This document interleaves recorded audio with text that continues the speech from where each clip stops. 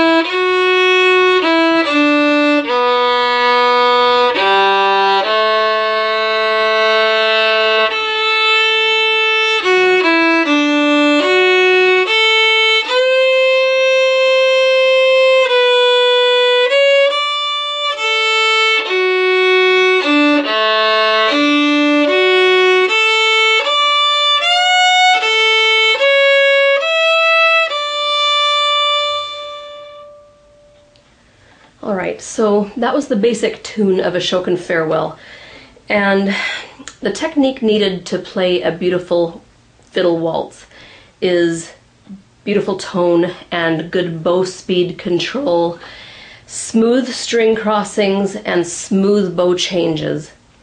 And all I can say about that is just develop your collé motion, learn how to stay on your good sounding point. That may be here for you, it may be out here for you, but learn to control that so that you're choosing where you're playing in your sounding point.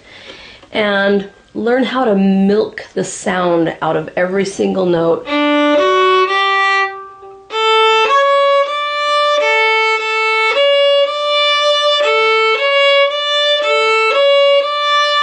It comes from bow weight and, like I said, lots of collé motion. I have several videos on Red Desert Violin about collé and developing those techniques.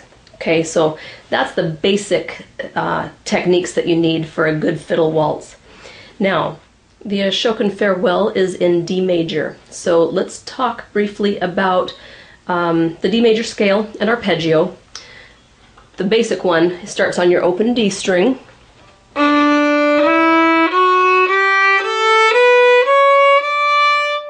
And you could use that scale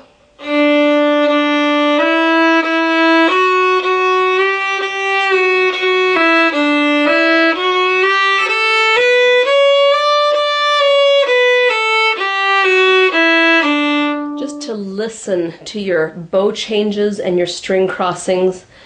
And while you're doing that, you'll also be training your left hand to go into the finger patterns of the Ashokan Farewell.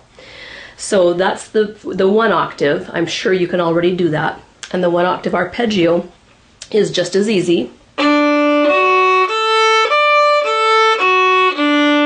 Now, some fancy versions of Ashokan Farewell have come out, and they involve going up into third position. So let's learn the second octave of a D major scale. You've got two basic choices. One is to play the whole octave in third position, and that's super easy. If you put your first finger on the third finger tape and then just play that finger pattern, your first finger scale pattern, like this. Do you see how there's a half step between 3 and 4? That's what I mean when I say this finger pattern. So, and then do the same thing on the E string. So try that. Then if you wanted to play 2-octave scale, you just go, repeat your tonic,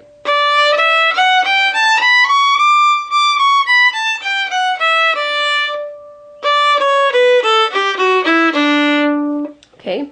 We don't always want to repeat our tonic. That's where shifting comes in, where you have to learn how to shift. So you could do this choice.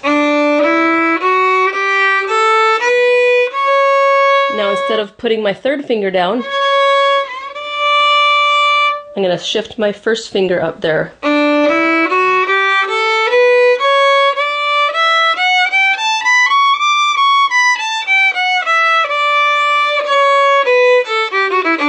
And to work on that shift, I would isolate it. Isolate it and make a loop out of it. So I'd go 2, 1, 1, 2.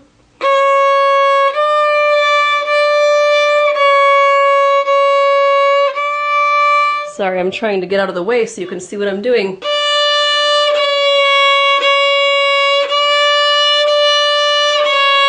Then try slurring that shift.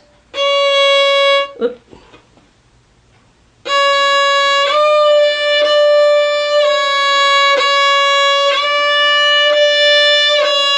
See how I'm doing it in one bow now?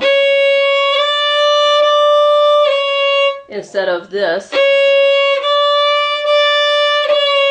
Because bow changes can really hide your shift. If you're shifting on a slur, you're making it very difficult for yourself, but it can be done, and you got to learn how to do it as a violinist. So work on that shift. Okay, now here's your second alternative. Instead of doing the entire 2nd octave in 3rd position, now the second alternative for playing this 2-octave scale is to shift on the E string. And traditionally, when we shift, when we're starting to learn how to shift, we go 1, 2, and then shift 1, 2, 3, 4.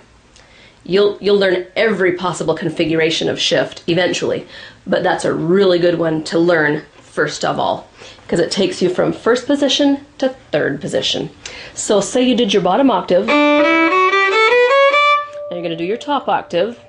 Don't do this with your pinky, I'm just getting it out of the way. Okay, now after your 2nd finger, you're going to shift. Put your 1st finger up on the 3rd finger tape.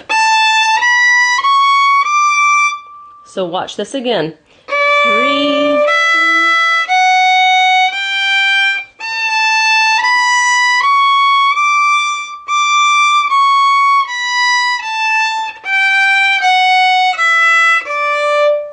And the same thing, you'd just work on that shift. I'd go from low 2.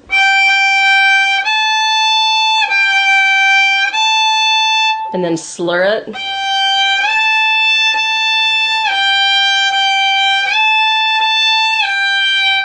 Okay, for the Ashokan Farewell, I would do the 1st alternative because it works better for the fancy ending I'm going to teach you. The fancy ending involves a shift, and it goes like this. So you shift. You play an open A, and while you're playing that open A, you put your 1st finger on the 3rd finger tape. Okay, but that's for a little bit later in this video.